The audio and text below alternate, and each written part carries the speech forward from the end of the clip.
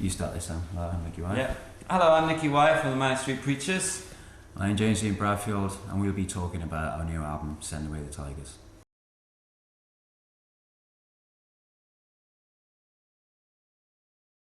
Yeah. Yeah, I think, because Lifeblood kind of passed people by, I think it almost seems just like we haven't been around for 4 or 5 years, really. Yeah, it's just the nature of the beast. I mean, we argue about how long we've been together. But I say it's since 1985 because that's when we wrote our first song, and he says it's since 1988 because that's when we released our first indie single. So, It's nearly 20 years, however you look at it. Yeah.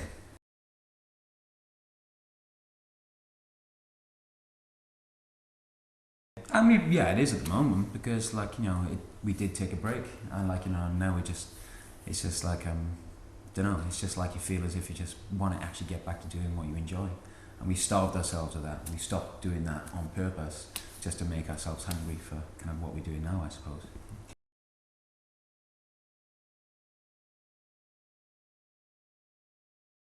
Yeah, it helped get us all kind of like decluttering your house, I think. All that kind of sounds and visions we had in our head that never really fit into Manic's kind of world. We could get out of our system and then concentrate on that.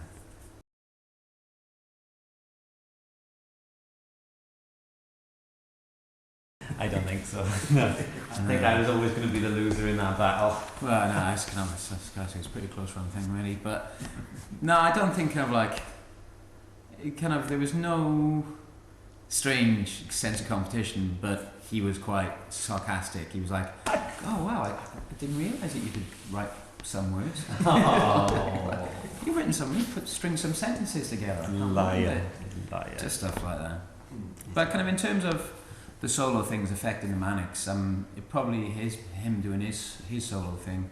He brought a bit of that experience to the new Manics record because he ended up writing at least half the music for Your Love Alone, which hadn't happened before. No. So kind of in that way, I had a positive effect on the group.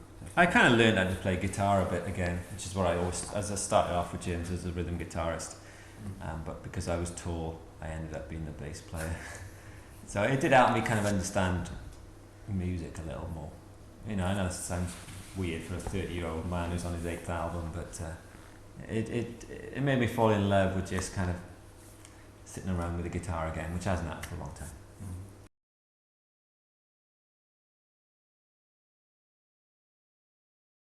It is, yeah. I mean, the basis for making the songs work was just like if the songs didn't sound good when it was just the three of us playing, then we didn't consider the song. Since 1996, since Everything Must Go, we've always worked with a keyboard player in the studio as well to help fill the sound. And this time we just thought, no, it's just got to work with the three of us. With if there's a gap, there's going to be a guitar solo. There's not going to be no keyboards. There's not going to be heavenly choirs and stuff like that. It's just going to be a drummer, bass player, singer, and a guitarist. And if the song doesn't work, just chuck it away. And we just want to get back to that almost instinct of just when we used to rehearse in my parents' house. We just wanted if the magic was in the room and there was just three of you here, then they was going to work. And if it wasn't, discard it and carry on and do something else.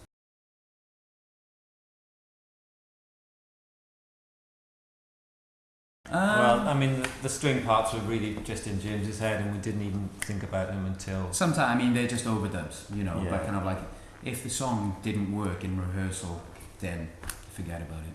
So that was kind of part of just trying to kind of work on a more instinctive level than we had on Lifeblood.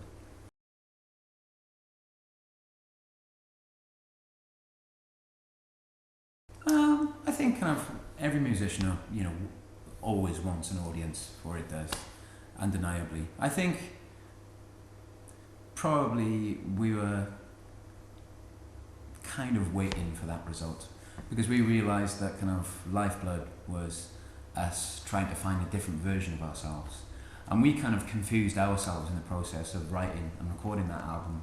So it was kind of almost subconsciously we realised that we might end up confusing our audience as well as ourselves. I think we achieved what we wanted with the record. Really proud of the songs, and it's such a calm, soothing album. But I don't really think it's representative of why people like Manic Street Preachers. He calls it our kind of coffee table album. Yeah. And that's why I can still listen to it, because it's interesting, you can dissect it, you can analyse it, but kind of our audience probably are not the coffee table kind of type.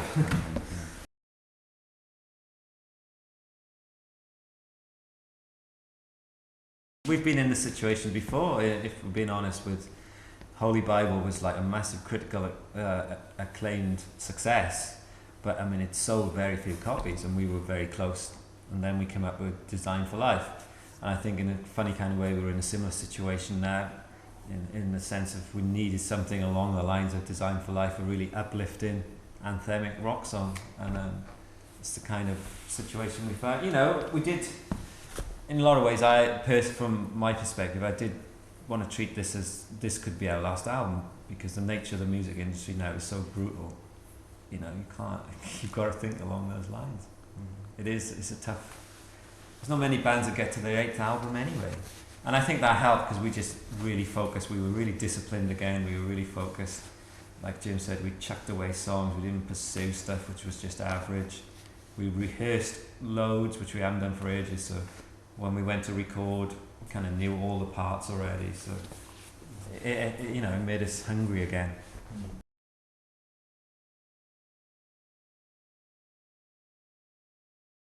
Yeah, no, it is a long time ago. Yeah. I mean, kind of, I don't know, for me, I look at the moment, this is our 8th studio album, and kind of, I'd like to think that I'd like to see the round number of 10, kind of thing, 10 studio albums, but we shall see.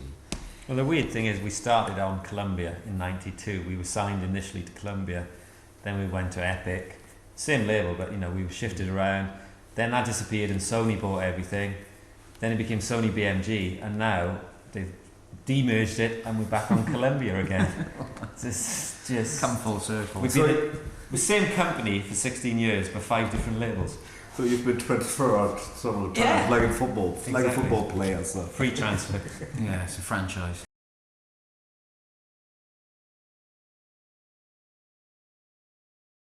Well, I think the idealism and the kind of punk gloss of Generation Terrorist, that naive feeling of empowerment and the joy of music, but with a political message, and then with Everything Must Go, the kind of, there's almost a feeling of euphoria, of release, and of great songwriting, and I think those are the 2 records we maybe wanted to put together as our template for reinvention.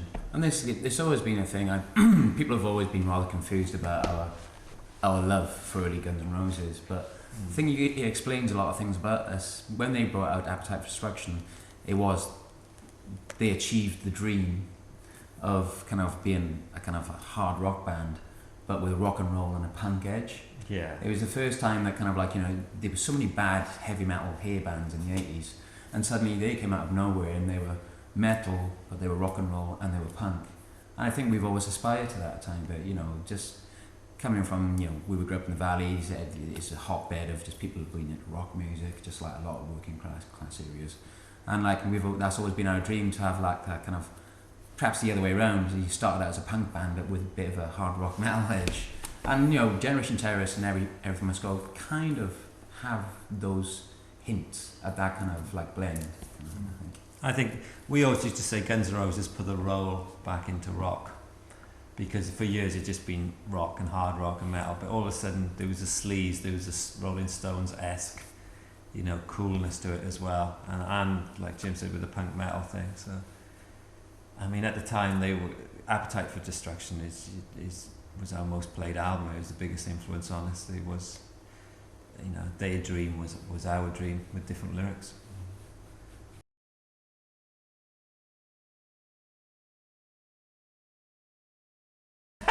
Everlasting's about that long. Yeah. I mean, kind of like, it was strange because at the end of the album, I really wanted an acoustic song to finish off the album for contrast and tenderness. And we realised that the album didn't need it. It works well without that moment of tenderness. It's just straight ahead.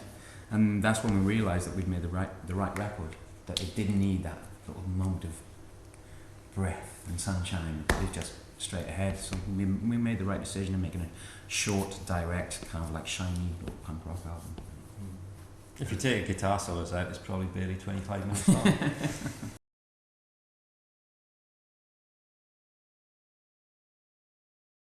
I was just really happy, you know. I'm one of the ones who stopped him doing it. Me and Sean for 6 years have been saying, "Oh, not another guitar solo." And Jim's, you know, I got sick of it. So it's at the start of this record, I got the rhythm section is like a papal seal of approval. I kind of got the nod. You make solo. So kind of it was 3 years of pent-up aggression, 4 years perhaps. I just think, you know, there's just so many fans that you walk in the street back home and someone will come up and just say, you know, they want to see James and his white Gibson playing some guitar solos. We've tried to, you know, distill the essence of what we like about ourselves as a band and make it on this record.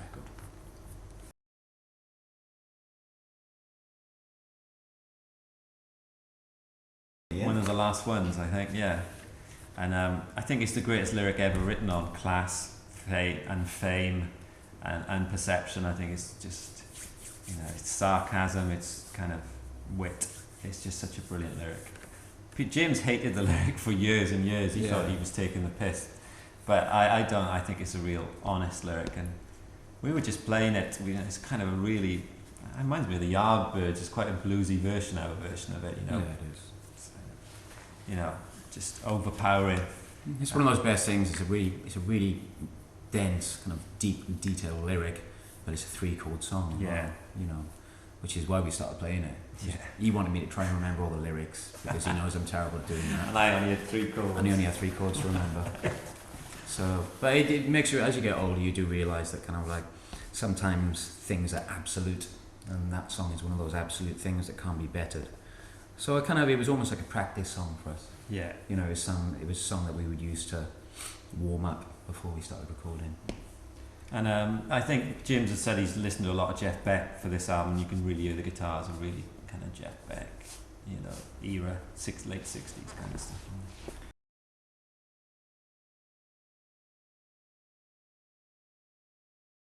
Well, it's a famous British comedian, Tony Hancock, from the 50s and 60s, who was an alcoholic, and when he felt the urge to self-destruct, he would just say, "Send away the tigers, you know, get rid of my demons," sort of thing. And it just seemed to fit that because we've been racked by doubt and kind of self-destruction since for the last 5 years in terms of what the band is. This was like our moment of clarity. So "Send away the tigers" was implying, you know, let's just get rid of all the self-doubt and make a great record.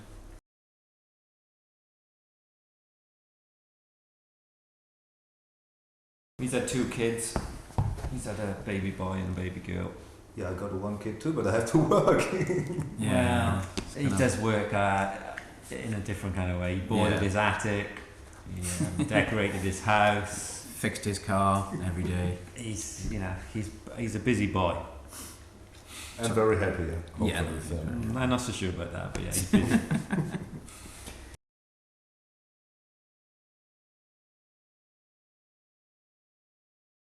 Well, Nick started, like I said earlier, that's the experience he got from his solo project. He started writing that song on his own completely, Nick. So he said, he gave me a tape, and he said, "I've written the verses and the bridge and the lyrics to this song. Just try and finish it off by writing the chorus." And he said, I can only hear Nina Pearson from the Cardigans singing this song. So he actually consciously wrote it as a duet, as like 2 people singing to each other. And we'd always been massive Cardigans fans. We'd always quoted them in a lot of our favourite lists of singers and bands and songs, etc. We'd met them in lots of festivals and always watched them from the side of the stage. I got their guitarist's autograph in 1996. I remember, Svensson, and kind of like I remember him looking at me really strange. And they must have started thinking we were stalkers. And then he said, "We'll just ask Nina if she wants to sing this song, and she'll probably say no." But nothing lost, And so we sent her the demo, and she just liked it. I travelled to New York to get the vocal.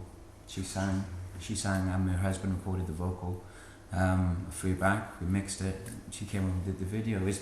And that was it. It just seemed perfect. It was one of the only times in our lives where something was so uncomplicated. It was just so simple.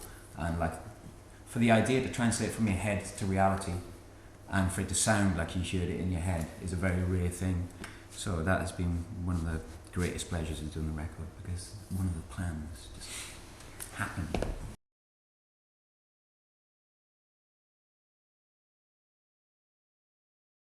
This was more sunny and cheer sort of thing. Yeah, it's kind of... But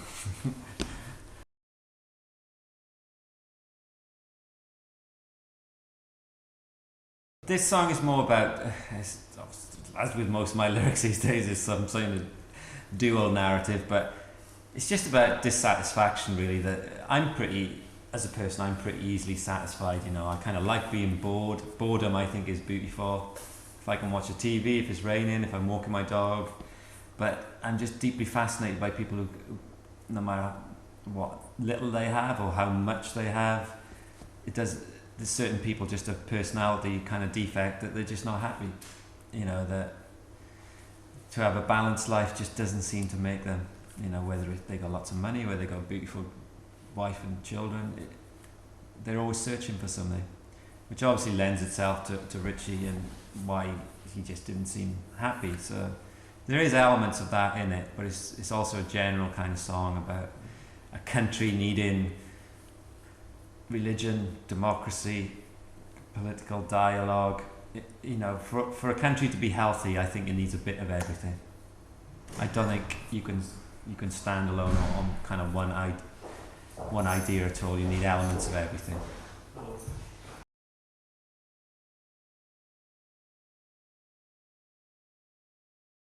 No, I don't think there's a strand of conservatism in the lyrics at all, really. I mean, kind of, it's just, you know, kind of, the reason that kind of like, you know, say if you want to look at Europe as a super state, you know, it used religion as a basis to kind of like to have its, you know, ideals and values, and then on the whole, it kind of rejected religion. You know, except for certain countries like France, Spain, and Italy. But in Britain, you know, France did reject it in a legal sense. In a legal sense, in the French Revolution. But in Britain, you know, the building blocks of all our values and principles were still kind of based on religion. But we decided that we no longer needed that template or that kind of almost kind of like, you know, the Ten Commandments. We didn't need them anymore. We had a different system of values to live our lives. But we can't deny that religion played a part in giving us our values. I mean, I think when we were young, yeah, we did want to get rid of the royal family. We genuinely believed in that, and I still do. But you know, there's only so many times you can say it. It's just not going to happen. I don't think, unfortunately. But yeah, I would, you know, I mean, I'm still deeply attracted to communism and all the rest of it. But it's just, you know, when it's failed and it's so dysfunctional and it fails so badly, sometimes you've just got to admit that, you know, perhaps it's never going to work.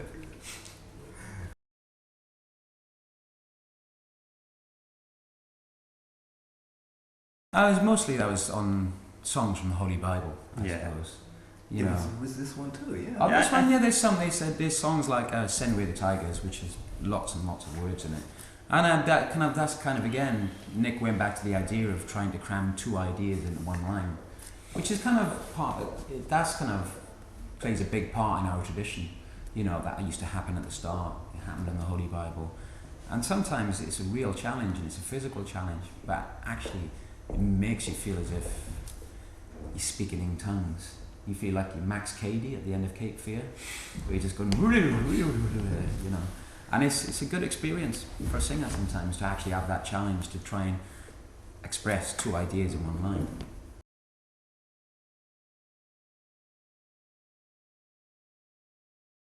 Oh, all the time. Yeah, all the time. There used to be one song that I used to sing called Born to End, which I nearly used to faint every time at the end of the chorus. I used to start feeling myself falling from the back of the microphone, and then I would take a breath. And probably you playing really, really fast with on stage. Definitely. Each bomb, the only thing that gave my real life underneath the blue skies, beautiful, empty, dying Nagasaki daughter. Burning. It was just like it was a brutal training course.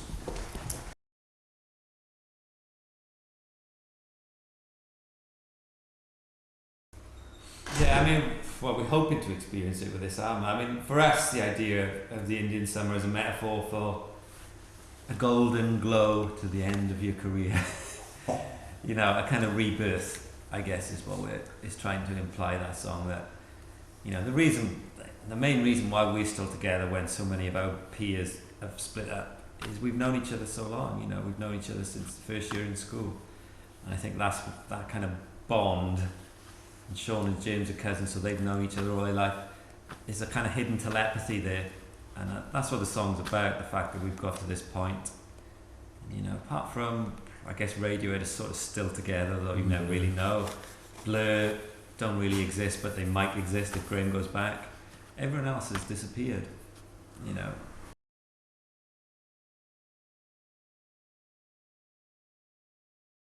Remember the New York Times thing where you said, or at least there was kind of like towards the end of his life he was doing a film, and he was with some younger stars in the film set, and you could see that they had personal trainers and they had trailers with kind of all food and fruit and running machines and stuff and all the kind of food they could want.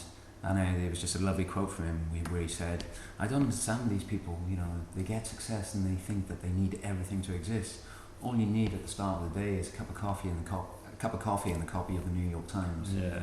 And I was just kind of, Nick was using him as a symbol of intelligent, kind of learned, kind of earnest liberal America, which still exists to a point, I suppose. But I know he was, as well as some of his films are our favourite films. I think Glenn Ross is just an amazing performance.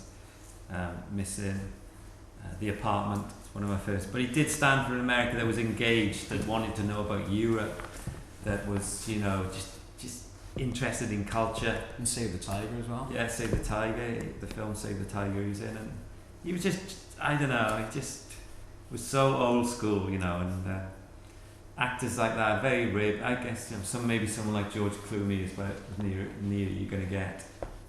You know, he does, in political terms, fair play, I think he puts his neck on the line.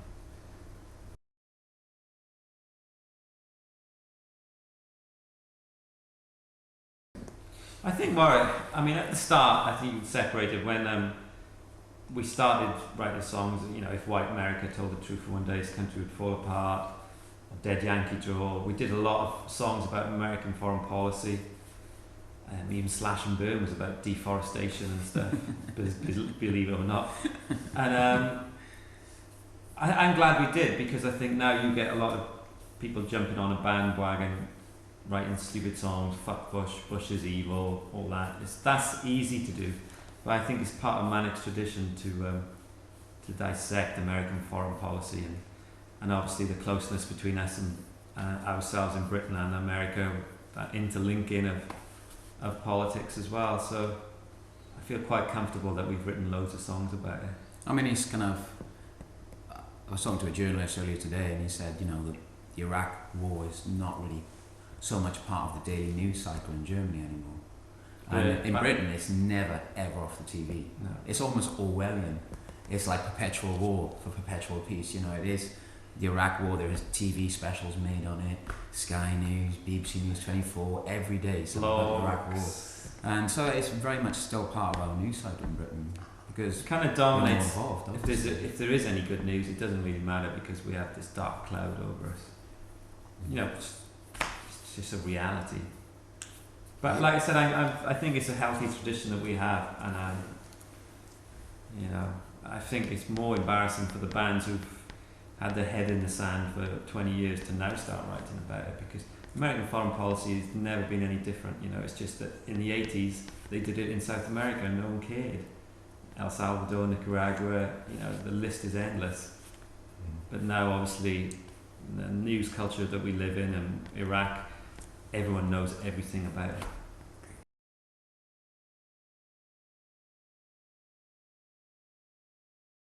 No, I mean, kind of, I always had an ambition to kind of do a song like that, because, well, the second song on London Calling is a Brand New Cadillac. And I just always thought it was a really great way to express a punk ethic, but with a rock and roll edge. And just when that song was natural, that was one of the earliest songs. and it was just obvious. The song just came in a burst, and it was easy to play in the studio, but we've been rehearsing it, and it's not so easy to play on stage. Kind of thing it is, because it gets so fast. And it's an amazing guitar solo, and to play it that fast is not going to be easy, is it? No, it's not. No. Probably you need a different guitar on stage. Nah, get out of it. No, not at all. No? I'll get Brian Setzer. No, not guitars, in a different guitar you need on stage. No, actually, no, same guitar. Yeah, it's still my Gibble. You didn't use the Falcon, did you? No, I used an Explorer and the white Les Paul. Yeah. Be good if we can get Brian Setzer from the Stray Cats to play on stage. He'd probably say no. You don't know. You'll do anything.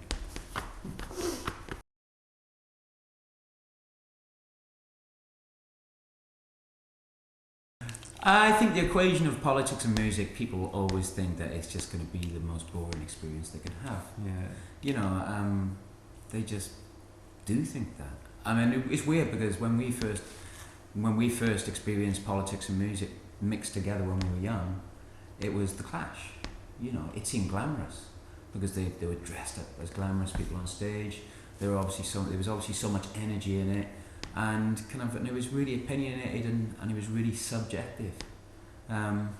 So we've always equated politics and music with the Clash, and that was always exciting to us.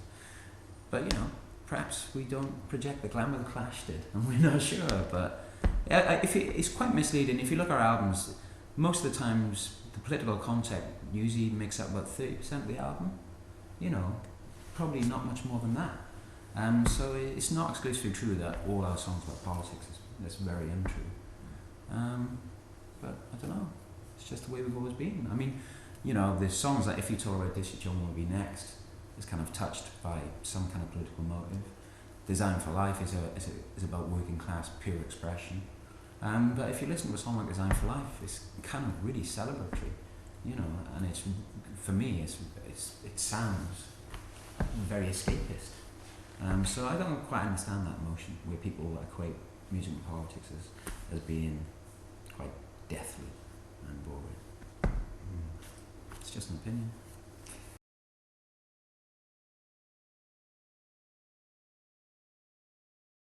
No. He did out on a few bits on Lifeblood. Yeah. But no, lyrics weren't a problem really on this record. I have to say, everything, because we weren't under pressure to write 27 or 30 songs like we have done with some of them, because we were chucking away stuff early. It was a bit easier to write the words.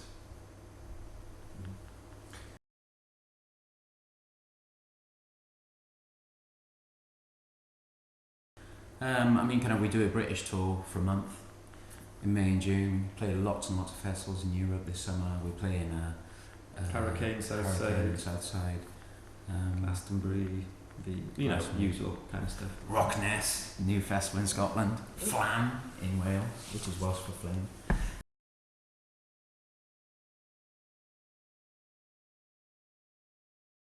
Holsford was quite exciting. Yeah, it's and Roskilde. But at the start, on purpose, we kind of hated festivals. It was part of our psyche to just be like, this is all shite. And to be honest, when we started, they weren't great. They have changed a lot. A lot of people say they've got more corporate, what have you. I think they got better. They're more organised. The food's better. The toilets are better. I get a mirror in the dressing room, but there's been, I don't know if, I think Reading Festival is the one I've always enjoyed, because I don't know, for some reason it seemed quite like our festival. Yeah. It's strange, I'll freely admit, when we were younger, Glastonbury Festival was the antithesis of everything that we stood for. But the last time we played Glastonbury, we felt strangely at home there. It's kind of weird the way that your emotions change, your emotions and your reactions change to things as you get older. And so we're kind of looking forward to playing Glastonbury this time. Some mad festival we did in Cologne with Nick came that time by the river. It was in the park. I can't remember. Oh, that was kind of cool. It was really odd. Babes in Toyland, Nick Cave. Yeah, it was by the river, Transparent probably. Yeah. Oh, it's really odd. Gallon drunk. God. But there's lots of tents and tarpaulin. It was really nice. It was really picturesque. It was cool. Remember that.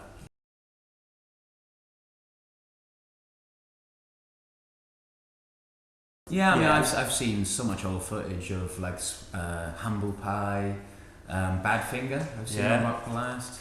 You know, just like The Police. Police. Yeah, no, you forget because it's always been going, hasn't it? You know, we played there on Generation Terrorist. Yeah, we played it with Peter Hamill. Yeah. So it's one of those things you see at 4 o'clock or 3 o'clock in the morning, where kind you of just like a beat club, isn't it? Yeah, it's like a beat club from the 60s. Yeah.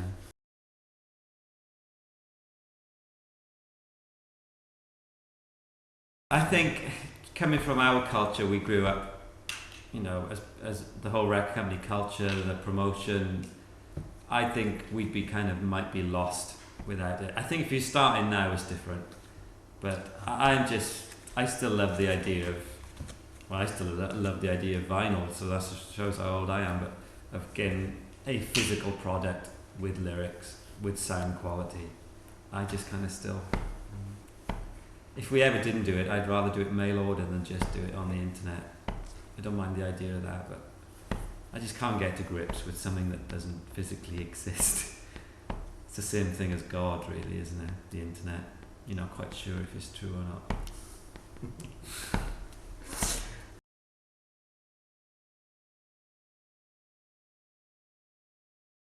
I think it made us who we are, yeah. I think it had a really big bearing. Obviously we've changed and we've grown, but there's still kind of a chip on our shoulder about something. Yeah, I think nobody's ever asked that question before, actually. But I think you're right in terms of how to cope with success and all this stuff. Well, not even that. I think it's made us more. Our environment was really important to us, and it made us a lot more, especially the work ethic. It's given us a huge work ethic. You know, it's given us we're not one of these bands that can just come along and sell 1 million albums on their first album, and we've always just had to work really hard at everything. It gives you, when we were teenagers and the mining strike was happening, it gives you a massive sense of reality, or it can give you a sense of foreboding that bad things can happen on your doorstep. You know, so yeah, it is still in our heads, tiny bit in the way it makes us react to life in general.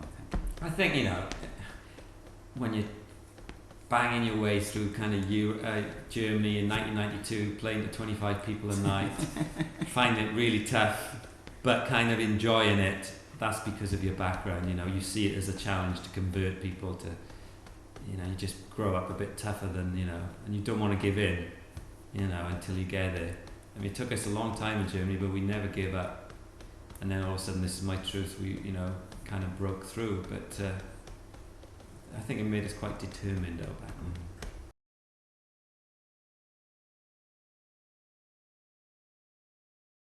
Oh, that's a good question.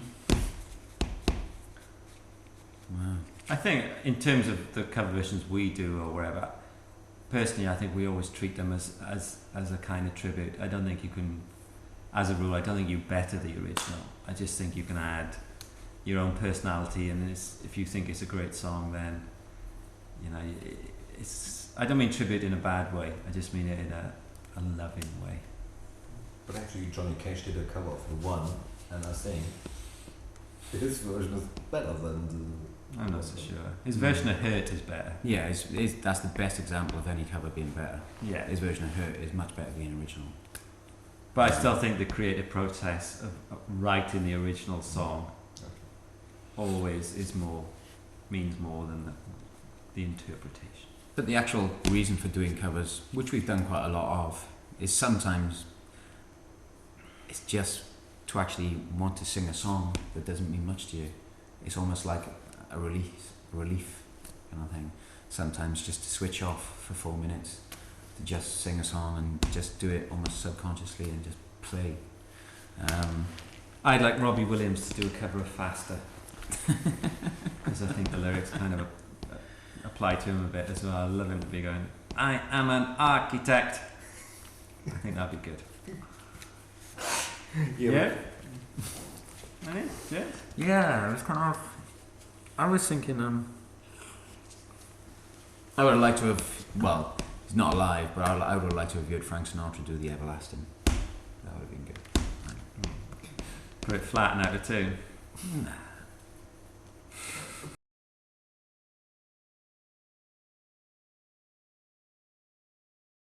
I think for me it's two songs really. I mean, it's bizarre, but The Summer Wind by Frank Sinatra has always been one of my favourite songs because I remember myself and Sean from the band, he was starting to learn drums and he was still playing trumpet, and I was just starting to play guitar, and for some reason Sean at the age of 15, 16 was going through a big Frank Sinatra phase and he just kept playing that song over and over and over again, and then I started getting into it.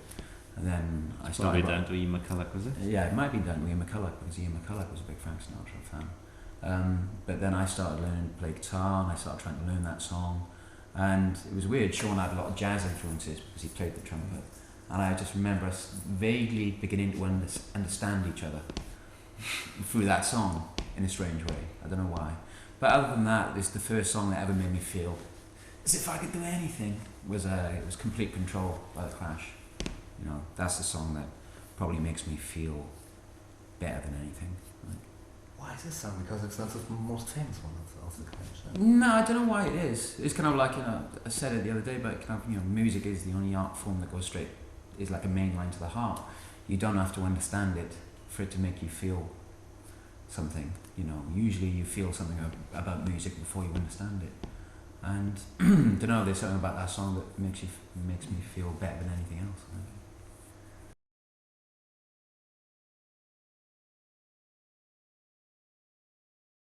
Mine was My Old Piano by Diana Ross. Mine was Neon Nights by Black Sabbath with Okay. Ronnie James Dio singing, which I still think is a brilliant record, and I still know it. My Old Piano. So what did you, have you been in love with Diana Ross or I what? don't know, I was like only, Good record. I was only fucking 11, 12 years old, or 10.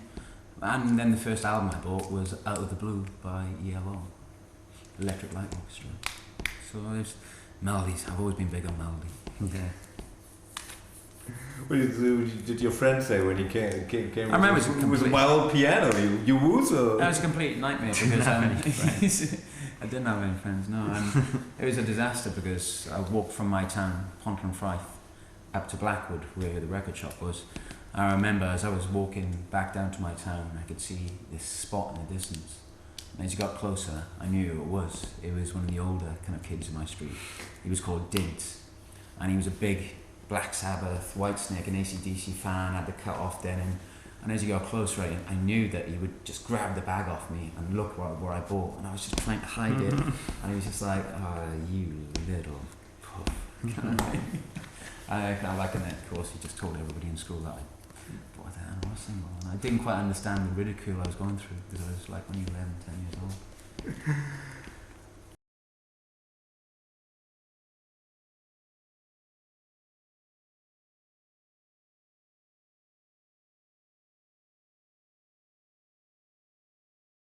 Hello, I'm James Ian Bradfield from the Manic Street Preachers, And I'm Nicky Wyatt.